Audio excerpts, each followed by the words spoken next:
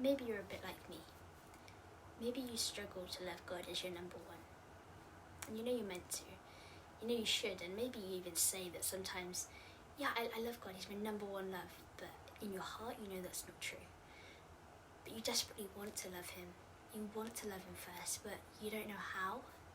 We can think of all sorts of complex intricacies of how we love God first, but actually I think it's very simple. The person you choose to spend the most time with is the person maybe that you love the most. So like, who's on your priority list? Who do you prioritize? Now for me, if I'm being honest, God's always been like number 4, number 5, maybe even lower. So that means I've only ever loved him the 5th most. That's why he's never been my number 1, is because I've never put him at my number 1. I've never prioritized time with him.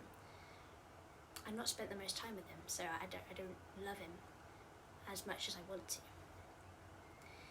And I believe it's that simple.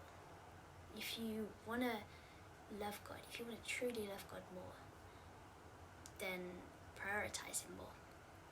Notch him up your priority list. Make special time to spend with him, alone with him. If you want to love God as your number 1, you've got to spend your number 1 time with him. So just an encouragement that it's okay to be honest about it. It's okay to be honest with God about where you're at. And it's then okay and good to move forward. If you want to love God as your number 1 but you struggle to, try prioritizing time with him and see what happens.